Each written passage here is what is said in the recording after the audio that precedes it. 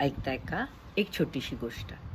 आज मी स्वीडन कालमार्कला आहे. मी आले आणि मला एक गमतीशीर गोष्ट इथे कळाली. मला माहीत नाही ती खरी आहे का खोटी आहे, पण मला मज्जा वाटली म्हणून मी तुम्हाला एक सांगणार आहे. 1800 काळामध्ये इथे एक गुस्तोवा नावाचा राजा राज्य करत होता. स्वीडनमध्ये कॉफी खूप लोकप्रिय होती, पण त्या राजाचा गैरसमज असा होता की कॉफी म्हणजे विष आणि हे विष सगळी लोक पित आहेत.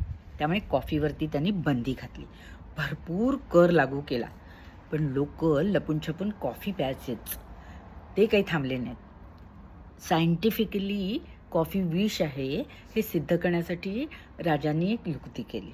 त्यांनी 2 लोक ज्यांना फाशीची शिक्षा झालेली असते अशी 2 लोक निवडली. एकाला सकाळी उठली की फक्त चहा घ्यायचा आणि एकाने सकाळी उठला की फक्त कॉफी घ्यायची. आणि त्यांच्यावरती लक्ष ठेवायला म्हणून 2 डॉक्टर होते.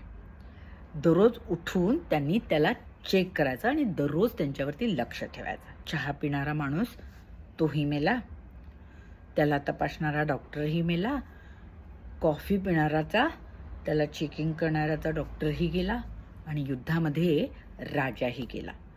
पण तरीसुद्धा कॉफी पिणारा माणूस जिवंत होता. कॉफी हे विष आहे हा प्रयोग फसल्यामुळे खरं तर स्वीडनमध्ये कॉफी अधिकच लोकप्रिय झाली.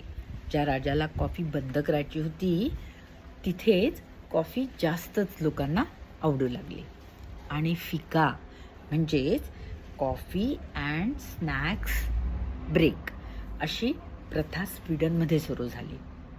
थोडक्यात काय, सगळ्या देशभरात सगळ्यात जास्त कॉफी पिणारा देश म्हणून स्वीडन ओळखू जाऊ लागला.